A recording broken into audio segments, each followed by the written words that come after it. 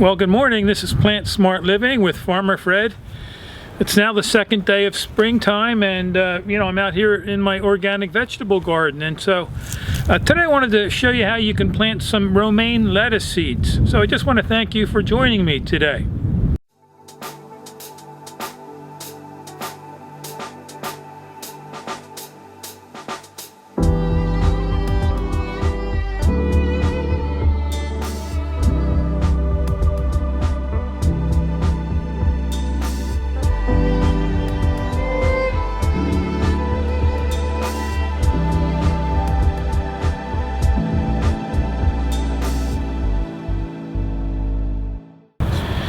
So what I'm going to be growing is lettuce Paris Island romaine. And they tell you, planting, if you follow the directions behind the pack, it gives you some pretty good overall instructions on how to direct seed your seeds. And so, here on the lettuce it says planting depth 1/4 inch, and you thin to 12 inches. It likes partial sun to shade, and the height is about 8 to 9 inches. And it takes 60 to 70 days to reach maturity. And another nice thing I like to do is I have this food thermometer. I used to have it when I used to eat the animal flesh for checking the temperatures on roasts and turkeys. But it's handy also out in your vegetable garden. You put it in the soil and you can check your soil temperatures, because lettuce and a lot of your cold weather crops, they can tolerate a soil temperature of around 50 degrees, and right now in the sun it's about 48 degrees, and so it's just the right temperature for starting your lettuce. And I'm also going to be doing some carrots later today, and even some snow peas. But before I plant these seeds, I do want to improve the soil a little bit here. I did bring down some of my composted leaf mulch that's amended with topsoil, and so I'm going to remove a few of the weeds here and add a 2 to 3 inch layer of compost, and then that way it'll create a nice bed for the seeds. And so I'm going to do that and then plant some of these seeds directly in the soil.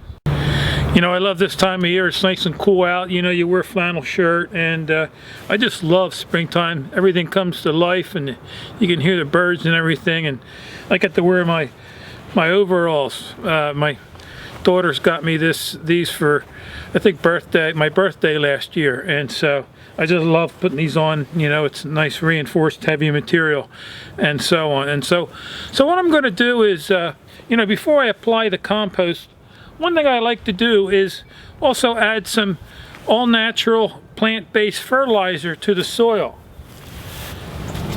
And so what I use is alfalfa. These are pellets, but you can also get alfalfa meal. And this here is soy meal. And so, they're rich in nutrients and trace minerals, and really healthy for the soil. They add organic matter. They feed the soil microbes, and they add a lot of nitrogen, phosphorus, and potassium to your garden. And they're also long-term fertilizer, and so they'll basically feed most of your plants all season long. And so before I add a couple inches of my compost, I'm going to sprinkle some of this on the soil, and then add some of the layer of compost on top of that. So I'm basically going to rake this out using my metal rake. Get it nice and even here. And it's handy sometimes to turn the back of your rake over too.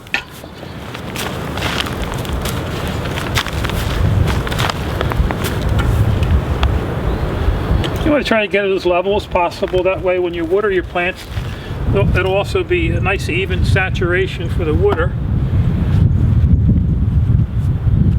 But this composted leaf mulch really adds a lot of nice nutrients to the soil, and again, it creates a nice soft bed for those seeds to lay into.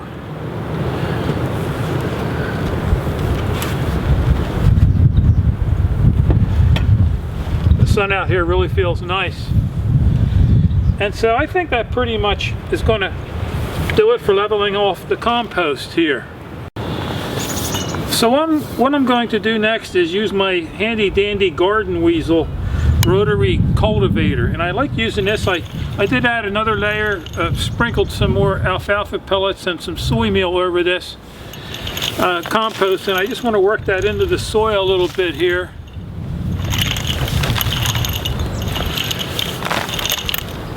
You know, the composted leaf mulch is, you know, it's mostly leaves, a lot of carbon in there, and the pellets here and the soy meal will add a lot of nice nitrogen to the soil. And again, it'll break down over time. And it'll give the compost a nice, well-balanced nutrients. Also, you can see the area behind me here. I haven't added any compost to that yet. That's going to be the area where I'm going to be growing my broccoli plants. I'll probably be buying those in seedlings the end of this month, and so I need to again add some alfalfa pellets and some soy meal to that, and then add maybe a 2-3 inch layer of compost on that. And I'm going to do that today too, so that way that it'll give that time for the alfalfa pellets and soy meal to break down to begin to feed those plants. So I marked out these rows, you know, and that garden weasel does a nice job. It not only tills the soil, but it lays out the rows real nicely for you. And you want to mark the ends of your rows too, whether you use a twig, or a stick, a branch, or I have these fiberglass rods. These are actually from tents that I've gotten in the past, and so I don't use the tents anymore. Some of them have gone bad, but these fiberglass rods are great for marking the ends of your rows. They don't wear out or rot or rust. I also use them to stake up some of my plants as the summer, you know, for peppers and so on. And you could also, if you wanted to mark your rows, you know, radish seeds, you know, they don't take much time to germinate, and so the radish seeds are another great way to mark where your rows are if you plant a seed or a couple seeds at the end of each row. So anyhow, planting these lettuce seeds here, basically I just take the pack and make a V out of it at the bottom here, and then just gently get your row, find your rows, and then just gently work them, tapping it along ever so slightly, so that the seeds, you got a seed dropping out every couple inches. It's always good to overseed some, because you know, some of these seeds may not germinate, especially if the seed package that you have is a little bit old. And so it's always good to overseed some. And these seeds here, these are Livingston Seed. They're from the Livingston Seed company. And so you basically, again, just want to, I sprinkled them out in each row. They're a couple inches apart, and then just gently cover your seed up. I just use my hand here. Just gently cover them over. You know, you plant these about 1/4 inch deep, maybe a little bit more. You also want to just, you know, get your sprinkling can and then just give them a nice watering, because you want your seed to make good contact with the soils.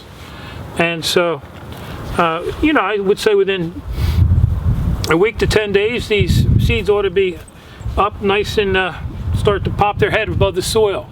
I'm also going to take one of my row cover fabric and cover this soil here. It'll keep the soil warmer. It'll also keep anything from digging in the soil. It'll help protect your seeds. That's something I would really encourage you to do. So we're excited here at Plant Smart Living. You know, a new season's beginning. We started Plant Smart Living last July, and we didn't get an opportunity or a chance to teach our viewers how to, you know, direct seed in your soil or even start seeds indoors. And so I have to be planting some snow peas, and there's carrots to be planted and some radishes, and then I'll be getting seedlings in about 3 weeks, like broccoli and cauliflower and cabbage, some of your cold weather crops. So anyhow, I hope this video has been helpful for you, and if you have any questions or comments, please feel free to leave them in the section below. So until next time, this is Plant Smart Living with Farmer Fred.